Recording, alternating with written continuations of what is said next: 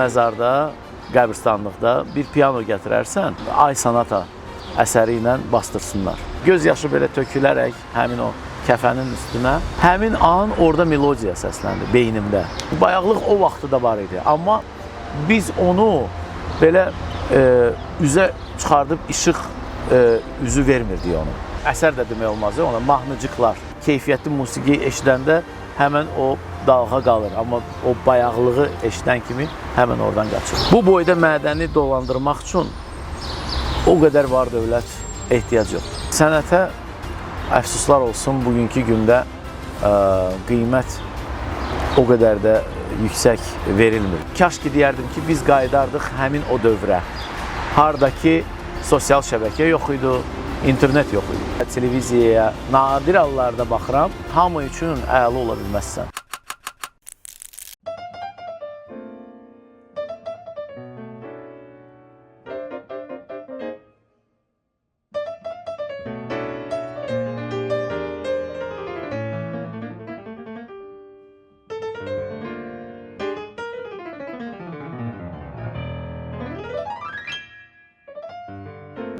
Emil Məmmədov. Bəs niyə Əfrasiyab? Əfrasiyab atamın adıdır. Emil Məmmədov, Allah qəni-qəni rəhmət eləsin, mənim həmkarım, kolleqam, gözəl pianoçu İbrahim Məmmədovun oğlu, bəstəkar İbrahim Məmmədovun oğlu və bizi hər zaman səhv salırdılar. Emil Məmmədov deyəndə ya o çıxanda məni gözləyirdilər, ya mən çıxanda onu gözləyirdim. Ona görə də mənim anam tərəfindən belə bir ideya gəldi ki, bəlkə bir balaca dəyişiklik eləyək, amma müxtəlif qanunlara əsasən bunu qanun yolu ilə nəsə qanun pozuntusu etmək olmadan biz düşündük ki, elə atamın adını soyad qismində belə işlədim. Ona görə də Emil Əfrasiyab və eyni zamanda Allah rəhmət eləsin, qəni-qəni rəhmət eləsin Emil Məmmədova, pianoçumuza. O da elə Emil Əfrasiyab mən götürəndən sonra o da elə özü Emil İbrahim götürür. Caz, klassik musiqi və gospel kimi fərqli janrları yaradıcılığınızda bir araya gətirmişsiniz. Necə baş verdi bu? Atam gələndə evə biz muğam musiqisinə qulaq asırdıq. Azərbaycan musiqisinə. Anam daha çox klassik musiqi maqnitofon vasitəsilə mənim üçün səsləndirirdi. Eyni zamanda sonra artıq müasir, gənc oğlan təsəvvür edin də, indi bu caz musiqisi belə maraqla yarandı və mən sizə deyim, o bədahətən gəldi. Yəni onu məqsəd yönlü olaraq olmayıb. O adi belə bir misal çəkim, deməli, hansısa bir melodiya radio vasitəsilə və yaxud televiziya vasitəsilə eşidərək, o melodiya mənim xoşuma gəlir. Yəni, gənc yaşlarımda, 11-12 yaşında. Və inanın ki, o melodiyanı o qədər sevərək istəmişəm özüm ifa eləyim. Və ifa eləyəndə ilk növbədə motivin özünü, yəni mahnının orijinalını pianoda ifa edin. Ondan sonra artıq müşayiət, qanuni istiqamətdə olan müşayiət, yəni klassika və ondan sonra daha zəngin, daha fərqli rəng qataraq özümə belə bir deyərdim ki, belə açılışlar eləmişəm ki, sən demə bu cürdə imkan var, bunu bu rəngdə qatmaq olar.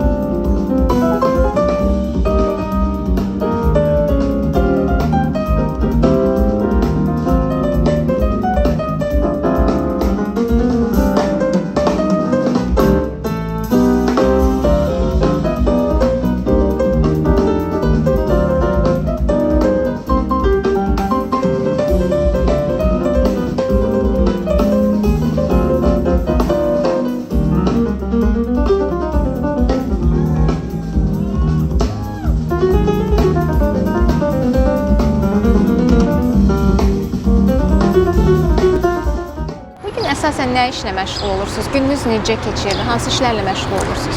Gündəlik yəni. Aha, bəli. Gündəlik iş prosesində keçir.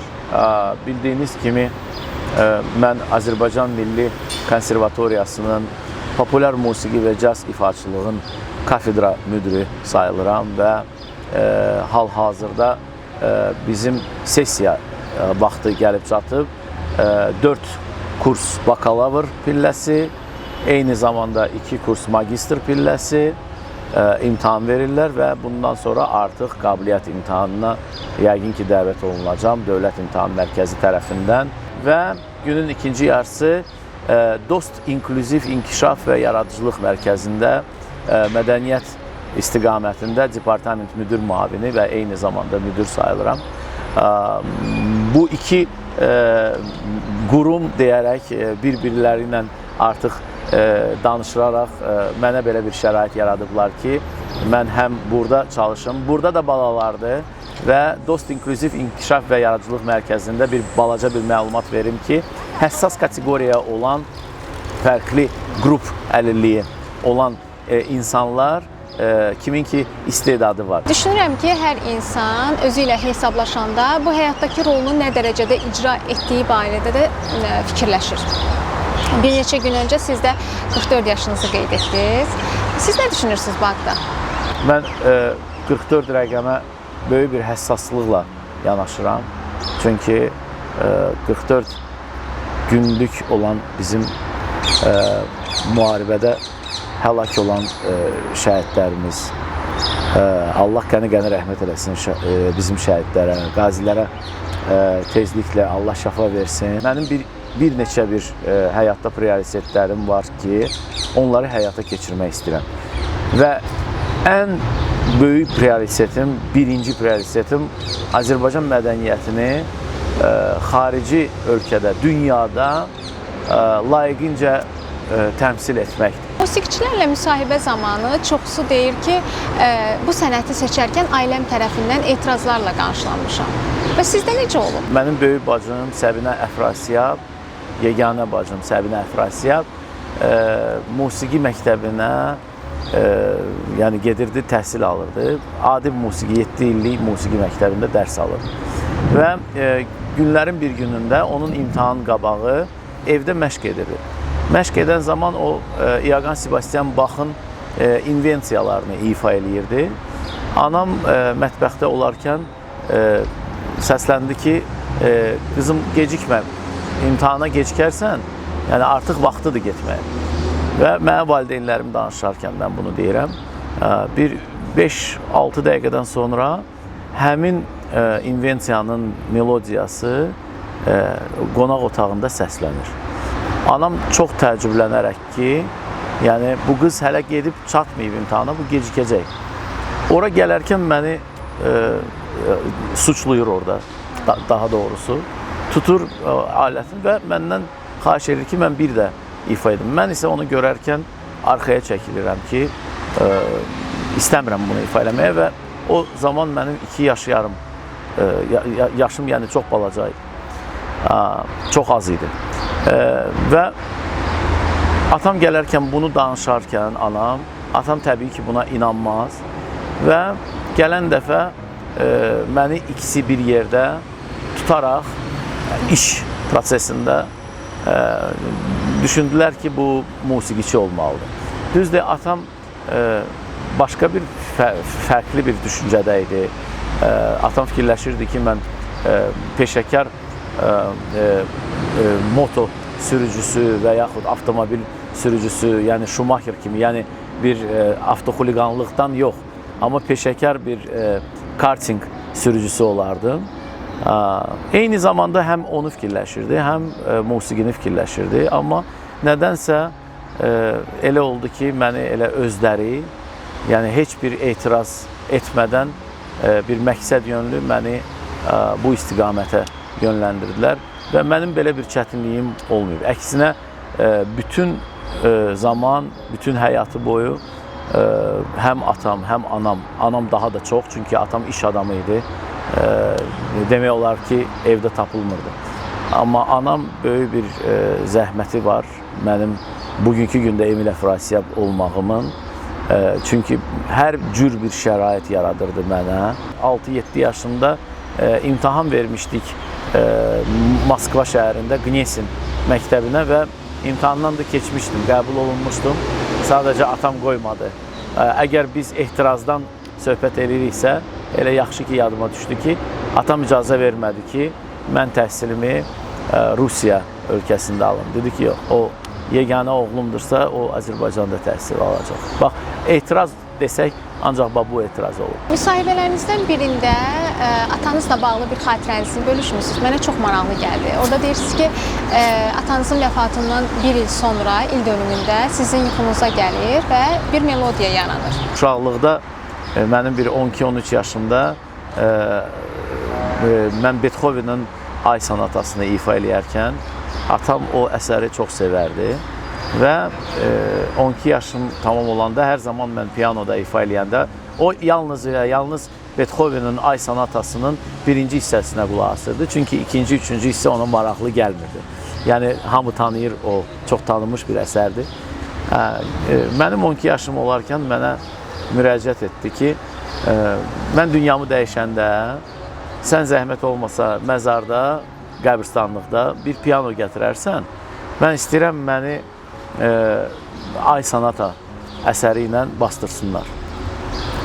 Yəni bunu mənə deyərkən hər bir valideyn təbii ki, hər bir uşaq valideyndən belə bir şey eşidəndə pis olar. Və mən bunu ciddiyə qəbul etməyərək bu məsələni yaddan çıxartdım. Amma atam dünyasını dəyişəndə gəlib o an çatdı və mən atamla bağlı bütün həyatım təcrübəsində olan nə var idi, onu gözümdən keçirirdim. Və həmən o an gəldi mənim ağlıma. Və o ağlıma gələrkən biz qəbir üstünə gedirdik atamı bastırılmağa.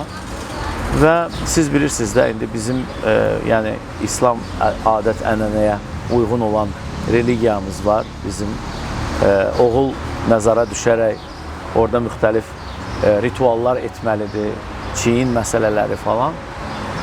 Və göz yaşı belə tökülərək həmin o kəfənin üstünə molladan ancaq eşidirəm ki, bunu elə sura belə səslənməlidir. Həmin an orada melodiya səsləndi beynimdə. Və sonra məni o məzardan çıxardığından sonra artıq evə gələrkən, evdə oturub, yas yerində daha doğrusu oturub ehsan verəndə çalışdım o melodiyanı yadıma sala bilmədim. Yadımdan çıxmışdı o melodiya. Çalışdım ki, axırıncı o notlar ki var idi, hansı notlar idi ki, mən onu ifa eləyirdim, atam istəyirdim ifa eləyim. Yadıma düşmədi. Mən çıxdım, getdim Amerikaya, orada yaşayarkən. Düz onun il dönümündə, il dönümü gecəsi yuxuma girib, mənimlə görüşərək dedi ki, bunu deyirsən və arxa planda, arxa fonda həmin o 5 dənə not səslənirdi. Mən gecə yarı bir lunatik formasında durub onu yazmışdım öz klavinovama.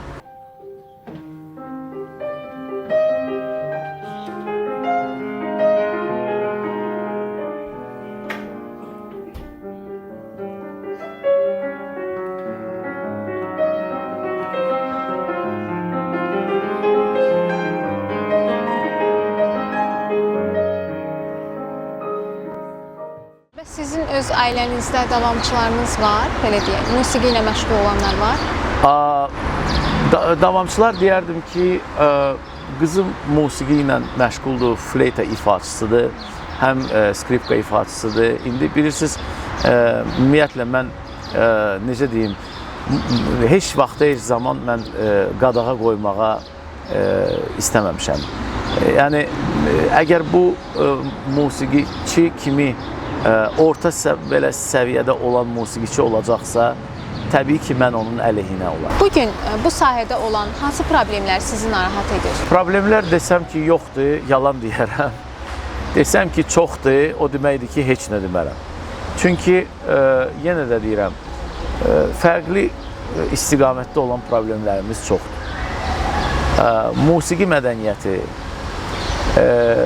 musiqinin bugünkü gündə səslənməsi, ifadəmə görə üzr istəyirəm, bayağı formada qeyri-peşəkarcasına hazırlanan məhsulun translyasiyası, televiziyalarda, radiolarda zaman var idi ki, yəni konsept formasında konjunktura var idi, senzura var idi. Misal üçün, bayaqlıq o vaxtı da var idi. Amma biz onu belə üzə çıxardıb işıq üzü vermirdik onu. Bunu çıxartmaq olmaz.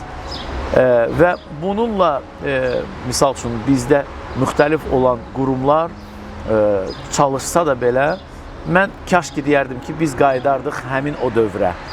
Hardakı sosial şəbəkə yox idi, internet yox idi. Çünki indi hal-hazırda, indi hamı çoxsu günahlandırır, deyir, televiziya, radio, misal üçün deyirlər ki, bəli, onu düzəltmək lazımdır. Bəli, orada müxtəlif, çünki bizə dünya baxır. Elə televiziya, elə mən özüm xaricdə yaşayarkən müxtəlif verilişlər var idi ki, mən Azərbaycanlıyam, mən baxmalıyam, nə var, nə yox. Məni özümü əsəbləşdirirdi. Sosial şəbəkəni biz heç bir zaman kontrol eləyə bilməyəcəyik. Biz, onun dərmanı, onun qalibi yalnız və yalnız yeganə forma var ki, məhsul keyfiyyət tərəfindən müxtəlif bir bölüm olmalıdır. Mədəniyyət Nazirliyində bir şöbə olmalıdır. Oradan icazə olaraq keçməlidir. O şöbənin musiqiçi olan insan oturmalıdır, dinləməlidir, başa düşməlidir, icazə verməlidir ki, və izahını verməlidir. Niyə hə, niyə yox. Bunu etsəydik, məncə həmin o xalqımızın, misal üçün, zövqünü də, yenə də deyirəm, kütləni dəyişmək olmur. Biri bir musiqiyə qulaq asanda, o birisi deyir ki, mən buna qulaq asmağa daha önəm verirəm. Qulaq assınlar, amma keyfiyyətli olsun. Məhsul keyfiyyətli olmayanda, o artıq böyük bir faciəyə çevrilir. Такой сюрприз.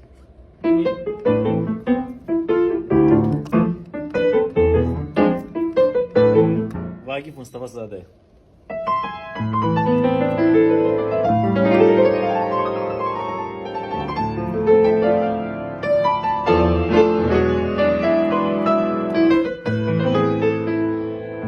Rafik Babayev.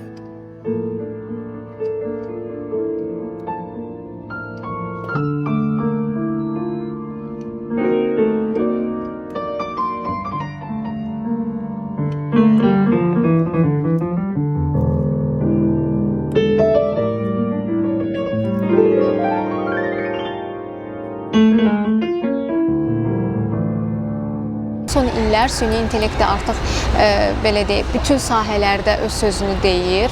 Həmçinin musiqi sahəsində artıq musiqilər çıxır süni intellektlə hazırlanmış. Amma bu qədər inkişaf etmiş bir zamanda bizə hələ də keçmişdə qalmışıq sanki. Ad çəkiləndə sənətkarların adları hər zaman keçmiş sənətkarlarımız, bəstəkar olsun, bütün müğənnilər olsun, musiqiçilər olsun, elə bir keçmiş, misal olaraq onların adları çəkilir. Niyə belədir? Süni intellekt də özü bir alətdir və bu alətə düzgün şəkildə yanaşma tətbiq olunmalıdır. Yəni, bu nə deməkdir? Süni, ağzımızda deyirik, süni intellekt. Yəni, bu sünidirsə, bu heç vaxt canlılığın yerini heç bir zaman verə bilməz. O aranjmançı üçün pisdir ki, o süni intellekt həmən onun yerini tutdu. Amma o narahat olmasın. Çünki o bilməlidir ki, onun əgər müxtəlif bir vəsaitin tələb olunması varsa, o demək ki, o öz barmaqları ilə. Niyə deyirlər ki, əl işidir? Nəyə görə əl işi bugünkü gündə neçəyə qiymətinə gəlir? Bu süni intellektdə sunu gətirir bizi elə həmin bu bizim əl işimizin nə qədər mahiyyəti, nə qədər qiymətli olduğunu təsdiq eləməyə gəlir. Vəssalam. Bayağı musiqilərlə toxundunuz bir qədər. Bugün belə bir fikir formalaşıb ki, böyük sənətçilər var, işinin peşəkarı, ciddi işlə məşğul olan sənətçilər bu bayağı musiqi ilə məşğul olan, bayağı mahnılar ifa edən, çox tanınmayan toy müğənnilərindən daha az qazanır. Yəni həmin o şəxslər daha çox qazanırlar. Toylara gedirlər, məclislərə gedirlər. Yəni biz özümüz bunu sosial şəbəkələrdə də çox görürük. Bununla bağlı fikirləriniz mənə maraqlıdır. Razısınız bu fikirlərlə? Demək olmaz ki, mən razı deyiləm. Yəni nəyə görə? Dediyim kimi, sənətə əfsuslar olsun, bugünkü gündə qiymət o qədər də yüksək verilmir. Yəni siz toylardan danışdınız. Yəni bunun da günahkarı hardasa mən deyərdim ki, biz elə özümüz. Əgər burada keyfiyyətsiz bir iş varsa bu səviyyədə, keyfiyyətli həmin o sənətkar 10 dənə əsər gətirib çıxarda bilmir bununla eyni. O gəlir, bunlar gündə eləyirlər, çünki bu asandır da, bu keyfiyyətsizdir. Bunu eləyirlər, misal üçün, ilə 300 dənə əsər də demək olmaz, ona mahnıcıqlar, belə deyək də, heç mahnı da demək olmaz. Amma sənətkar gətirir 3 dənə mahnı, 3 dənə əsər gətirib elə bir səviyyəyə çatdırır ki, həqiqətən də qulaq ası bir əsər keçirir, yəni bir tarixə keçirir. Və mən o sənətçi dostlarıma, sənətkarlara müraciət etmək istəyirəm ki, siz narahat olmayın. Yəni nə barədə? Siz öz işinizlə məşğul olun, o tarixdə onsuz da o qalacaq. Mən düşünürəm ki, sizin kimi sənətçilər, məsələn, İtaliya kimi bir ölkədə yaşasa, daha çox qazanar, mülkləri olar. Yəni biz bunu görürük zaten. Bəs sizdə necədir? Yəni bugün maddi durumunuzdan razısınız? Bəli, mən öz maddi durumdan razıyam. Hətta belə axırıncı manatım da olsa mən yenə də razı olacağam. Nəyə görə deyəm? Ruzunu verən Allahdır. Və elə bir söz var ki, səndən bərəkət, səndən hərəkət, məndən bərəkət. Allahdan yəni söz deyilir də. Mən düşünürəm ki, sabahları söhbət Azərbaycandan getmir. Ümumiyyətlə, hansısa ölkədə yaşadın, misal üçün, elə bir yahudilər Almaniyada yaşayanda, Almaniya ölkəsində müharibə başlayarkən heç orada o pianoçular lazım deyildi. Onlar acından ölürdülər, gedir fəhlə işləyirdilər. Mən düşünürəm ki, burada artıq bir musiqiçi kimi yox, bir digər prizmadan baxmaq istəyirəm. Bir kişi formasından ailəsini saxlayan bir yalquzaq, hətta belə deyərdim ki, hər bir kişi yalquzaq. O deməkdir ki, hardasa döyüşərək öz evinə bir parça çörək gətirməlidir. Və bu bilavasitə necə ki, qadına biz deyirik ki, qadın incə olmalıdır, mülayim olmalıdır, kişinin sözünü iki eləməməlidir, cavab qaytarmamalıdır. Həmən bu hərəkətdə müvafiq olan ləyaqətlə yanaşmalıdır. Bunlar hamısı varsa, kişidə də müxtəlif deyəndə ki, həddindən artıq çox amillər var ki, punktlar var ki, onu həmən də kişi etməlidir. Ailəsini dolandırmalıdır, elə bir şərait yaratmalıdır, gücünü göstərməlidir, dava şava ilə yox, arxasında duraraq, ailəsini əhatə eləyərək, ailəsinə çətinlik verməmək. O ki, qaldı ikinci məsələ siz dediyiniz ki, İtaliyada və digərdə, bilirsiniz, mən deyərdim ki, hər bir insanın yumruğu var da, sol əl, sağ əl. Bu boyda bizim mədəmiz var. Bu boyda mədəni dolandırmaq üçün o qədər var dövlət ehtiyac yoxdur. Bugün teatrlarda, opera teatrında, az-dramada aktrisalarımızın, aktyorların, sənətçilər var, musiqiçilər var ki, onların işdən çıxarılması və işdən çıxması məsələsi var. Narazılıqlar var bununla bağlı. Elə biz Yalçın Adgəzalovla olan söhbətimiz zamanı buna toxunmuşduq bir balaca. O bildirmişdi ki, onun işdən ayrılma səbəbi haqsızlıqlar, hörmətsizliklərdir. Bu sadəcə özünə qarşı yox, həm də onun həmkarlarına, orada olan insanlara qarşı olan, belə deyək də, hörmətsizlik, haqsızlıqlar olub ki, o götürməyib və işdən ayrılıb. Mən sadəcə bir şey soruşmaq istəyirəm. Ümumiyyətlə, siz sənətçilər bir araya gələndə, belə deyək də, səhnə arxası bir araya gələndə bu məsələləri öz aranızda müzakirə edirsinizmi? Bilirsiniz, birinci növbədən siz gözəl bir musiqiçinin, gözəl bir dirijorun, xalq artisti, mənim dostum, qardaşım Yalçın müəllimlə danışdınız. Məsələ ondan ibarətdir ki, mən Yalçın müəllimlə şəxsən məhz sizdə qeyd olunan o efirdə, intervyuda konkret olaraq bilmirəm hansı orada narazıçılıq olub. İnanın ki, hər bir sahədə bu kimi məsələlər var. Sadəcə sənətçilər bugünkü gündə üzdə olduğuna görə bu daha qabar forması alır, daha böyük bir xalqın arasında danışmağa səbəb olur.